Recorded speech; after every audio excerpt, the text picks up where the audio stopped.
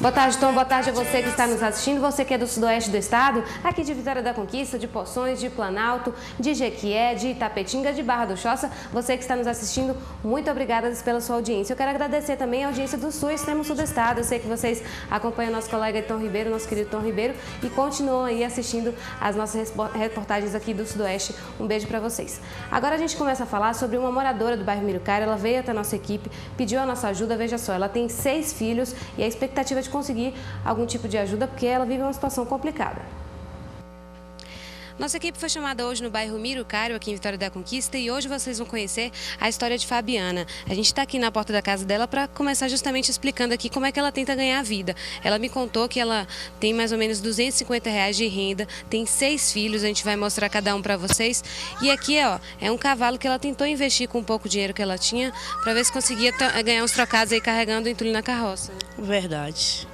Daí o único recurso que eu tenho para mim ganhar, sobreviver com meus filhos é esse animal que eu tô tendo, mas eu não tô tendo renda nenhuma assim para mim sobreviver com meus filhos, a não ser o Bolsa Escola, que eu pego um carrego, mas é pouco, não dá para nós adquirir e manter minha casa suficiente. Daí você comprou esse cavalo aqui com pouco dinheiro que você tinha, mas na verdade ele não está aguentando fazer o trabalho. Não está aguentando trabalhar muito, porque ele está muito fraco, e eu estava pedindo uma ajuda para vocês, para ver o que vocês podem fazer para me ajudar, eu com meus filhos dentro de casa. A gente pode conhecer a sua casa, Fabiana? Pode, sim, pode. Vamos lá, gente? Vamos lá aqui.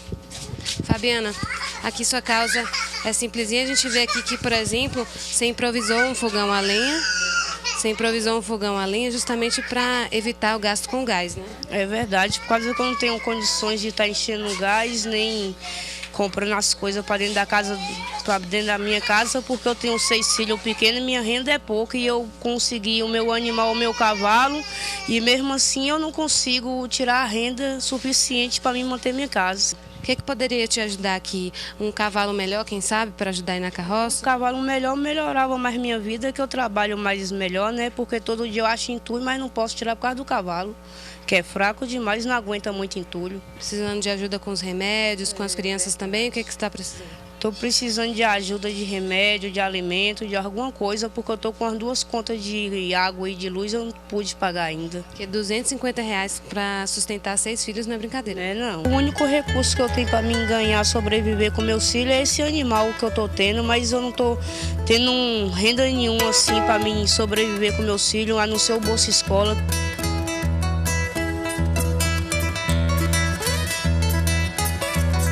Que eu pego um carrego, mas é pouco, não dá para nós adquirir e manter minha casa. A solução que a gente tem para sobreviver é tanto que eu saio pedindo um e outro na rua para os povos me ajudar, para mim não precisar pegar nada de ninguém, que eu quero criar meus filhos, estar perto dos meus filhos, que eu não tive o amor da minha mãe nem do meu pai. E eu tenho 6 filhos, agora eu estou aqui para me dar o amor de mãe para meus filhos. Tá, então, como vocês podem ver, o apelo de Fabiana aqui do bairro Mirucaira. A campanha do Outubro Rosa continua aqui em Vitória da Conquista, tenho certeza também que em todo o país, e nós acompanhamos uma dessas ações, dessa vez no bairro São Vicente, aqui em Conquista. Veja na tela. Anne veio até a policlínica trazer o resultado de um exame para o médico, mas acabou ganhando um atendimento a mais. Foi uma surpresa para mim, que eu cheguei para trazer o resultado do meu exame. Quando eu cheguei, está assim todo enfeitado, cheio de balão rosa. Amei muito a campanha e apoio. Vai sair daqui cuidando da saúde e também da beleza? Beleza, já estou saindo maquiada, pronto para ir para casa para o maridão. A ação faz parte da campanha do Outubro Rosa em Vitória da Conquista. Além da maquiagem, também foram oferecidos alguns exames e a devida orientação de combate ao câncer de mama. E aqui nós tivemos um dia especial mesmo, né? Porque a gente teve atenção de beleza, a gente teve massagem, né? Então, para sair um pouco do foco da questão da doença, mas não deixando, né, de alertar as mulheres quanto à importância do autoexame, né, do exame clínico das mamas e do preventivo, que é a forma mais precoce de você detectar o câncer de colo, né, de útero. Este ginecologista alerta sobre cuidados simples que podem ser feitos no dia a dia. O que, na verdade, precisa é que a mulher conheça como é a sua mama, assim como ela conhece o rosto. Tenho certeza, qualquer mulher com fio de sobrancelha fora do lugar, ela nota. Não é verdade? Por quê? Porque conhece profundamente o rosto. A mama é a mesma coisa. ela, mais do que qualquer médico, até mais do que certos exames, ela tem condição de avaliar as mudanças que vão ocorrendo na mama ao longo da vida e se acostumar com elas. Então, se ela um dia nota que uma região está endurecida e antes não era, aquilo deve chamar atenção. Maria Hélia decidiu vir justamente para receber algumas orientações dos profissionais. É bom que você aprende muitas coisas também. O que você vai passar na adolescência também, você vai vendo o que vai passando. Que a gente não sabe, qualquer uma coisinha a gente pensa que não é nada e quando vai ver é algo mais. O atendimento continua ao longo do ano. O que não vale esquecer mesmo é a prevenção. Fora dos dias, desse dia especial que é o Outubro Rosa, a gente já tem os nossos atendimentos, né, com os enfermeiros, com os médicos, as enfermeiras daqui. E nesse atendimento a gente também faz essa avaliação, a gente encaminha para a mamografia, né? Mesmo que não seja no dia do Outubro Rosa, mesmo que elas não saibam, ao passar por uma avaliação clínica com o médico, a gente vai encaminhar para uma ultrassom de mama, para, né, uma transvaginal, uma ultrassom transvaginal. Então, assim, a gente já faz esse encaminhamento mesmo fora do dia do Outubro Rosa. Vamos agora a um momento de reflexão com o pastor Marcelo Amorim. Boa tarde, Vitória da Conquista. Boa tarde a todos que acompanham o Balanço Geral. É sempre com muita fé que nós fazemos a oração em seu favor. Se você não preparou o seu copo com água, prepare aí. Nós vamos pedir a Deus em seu favor e essa situação, ela vai mudar. O Senhor Jesus disse, tudo é possível ao que crer. Nosso Deus e nosso Pai, nós, meu Deus, tomamos posse desta palavra. O Senhor diz tudo. Então eu te peço pela família, eu te peço pelo casamento, pela saúde dessa pessoa. Meu Deus, tira este medo que está dentro dela, esta angústia, essa tristeza, essa opressão, essa depressão e coloca a tua paz. Dá a tua paz, meu Deus. É isto que eu te peço. Abençoa esse copo com água, quando essa pessoa beber do mesmo, que o milagre aconteça. Amém. Graças a Deus. Beba aí o seu copo com água e sejam todos abençoados, tá bom? Eu aguardo por você aqui na Rua Francisco Santos, número 32, bem no coração de Vitória da Conquista. Nesse domingo, às 7 da manhã, às 9h30 da manhã e às 18 horas. Às 15 horas, a cura dos vícios, tá bom? Fica aqui o nosso abraço, que Deus abençoe a todos. Tchau, tchau. Deixa eu mandar meu alô pro pessoal de casa, hein? Um abraço para Danilo, do bairro Jurema, veio aqui hoje no nosso escritório cumprimentar a nossa equipe. Um alô também para Maria das Graças, do bairro Nossa Senhora Aparecida. E também para Rita Perri de Poções. Ela que nos acompanha sempre no Facebook, está sempre dando alguma sugestão. E você aí de casa também pode participar. Não só pelo Facebook, mas pelo telefone, pelo e-mail. Vou reforçar para vocês, hein? O Facebook, já que a gente começou falando, é o Record Conquista. É só digitar lá que é bem fácil de encontrar. Lá você encontra nossos programas, para quem não conseguiu acompanhar em tempo real. Você também pode dar a sua sugestão de pauta para passar aqui no nosso programa, contar a sua história e quem sabe também, né, pedir um alô, pedir um recadinho para a gente mandar aqui ao vivo, ok? O nosso e-mail também é o balancogeralconquista@recordcabralha.com.br, balancogeralconquista@recordcabralha.com.br e o telefone, não se esqueçam, é o 3429-6203, 3429-6203, você pode ligar e falar com a nossa produtora Hortência. Agora a gente vai para um breve intervalo, não saia daí, tem entrevista aqui no estúdio, é instante só. No balanço. Balanço Geral já está de volta, hoje tem entrevista no estúdio para esclarecer muitas dúvidas aí que eu tenho certeza que vale para todo o país e vale também para a nossa região, para a nossa comunidade conquistense. Nosso convidado de hoje é o professor Rosalvin Lucas, ele que é geógrafo, pesquisador em climatologia, vai tirar muitas dúvidas para a gente. Boa tarde, seja bem-vindo. Boa tarde. Bom, professor, vamos falar então, começar falando, a gente percebe que o calor, claro, está chamando muita atenção aqui em Conquista, porque a gente está acostumado com aquele friozinho, né? A gente sabe que a gente fala muito, costuma brincar muito que Conquista é a Suíça baiana, mas o clima mudou realmente. O calor veio para ficar. E por que isso está acontecendo? A gente fala que é a baixa umidade mesmo, né? Tem a baixa umidade que ela está influenciando nas temperaturas máximas e mínimas, mas tudo isso tem uma causa. E ela não é só aqui em Conquista, ela é a nível nacional. Aliás, melhor dizendo, a nível mundial, que é o El Niño. O El Niño, ele é justamente o aquecimento das águas do Oceano Pacífico. E aí, quando as águas elevam a temperatura, então toda a circulação atmosférica da Terra ela é afetada. Então, lugares que são tradicionalmente quente e seco, fica muito mais seco e as chuvas também elas começam a ficar irregulares. E aqui em Conquista, como nós temos clima semiárido, então a gente já tem uma certa familiaridade com ambiente muito seco, então a gente está sentindo muito mais em evidência. Como é que isso acontece? Porque assim, a gente entendeu que é o aquecimento do oceano, né? O El Niño é um fenômeno que acontece de 4 em 4 anos, vai atingir todo mundo, está atingindo na verdade, começou esse ano, mas por que isso acontece? Por que esse calor é transmitido para a população, digamos assim? Ah, certo. Quando a umidade ela diminui, então a evaporação das águas, né, dos líquidos do solo, dos rios, etc., começam a aumentar a quantidade de água evaporada, então os líquidos reduzem. E nós temos, por exemplo, 60%, 70% de água do corpo, então a gente necessita muito de água. Quando a gente está num ambiente muito seco, então a gente perde água do organismo para o meio. E aí a gente sente com mais evidência quando a gente está em lugares muito quentes e a umidade baixa, e aí a saúde da gente começa a ficar afetada, a pele fica mais ressecada. E sem contar o próprio ambiente que também tem essa percepção.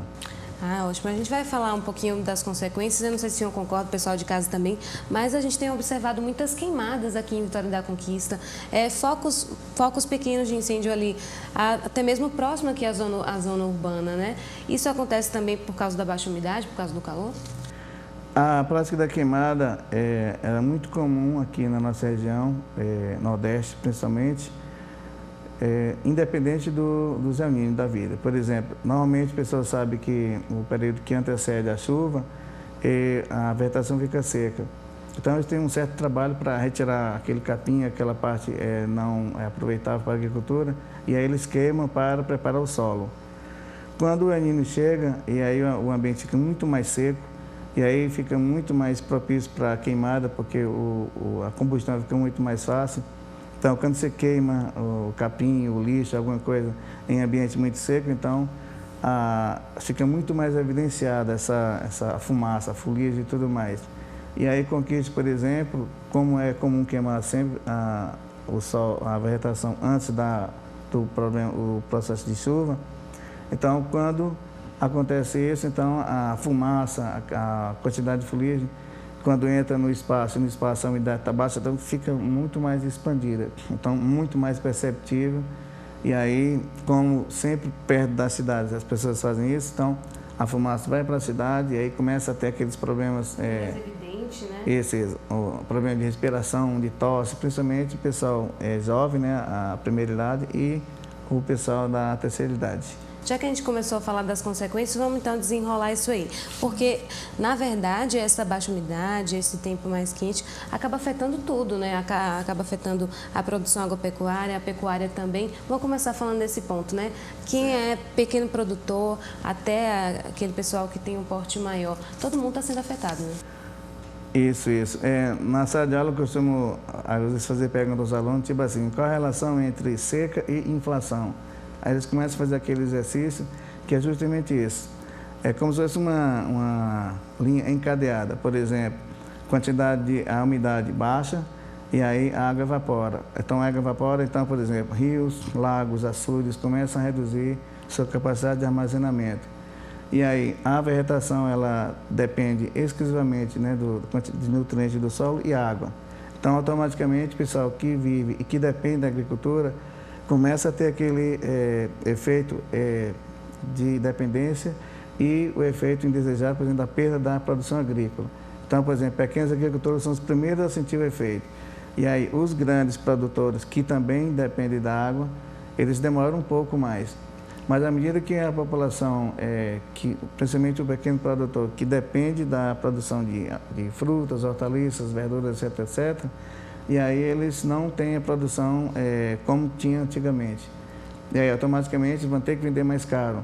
E aí logo após vem o grande produtor, que também vai sentir o efeito. Então fica aquele efeito assim cascata, que vai afetando tanto a produção, tanto a venda, e aí começa a afetar, por exemplo, a economia do lugar. Aí o pessoal vai lá na feira, por que o tomate está mais barato e por que a batata, não sei, algum outro legume está mais caro? Por quê? Porque está mais difícil de produzir, né? Além do preço, também a qualidade das frutas e verduras. Elas começam a reduzir a biomassa. Por exemplo, tomates começam a ficar menores, as folhas ficam menos verdes, também menos vigorosas, então também afeta a qualidade visual e o aspecto qualitativo também do produto. A gente falou da saúde dos alimentos, digamos assim, e a nossa saúde também fica prejudicada. Quando a gente tem a baixa umidade, os problemas respiratórios também ficam mais evidentes, né? Isso.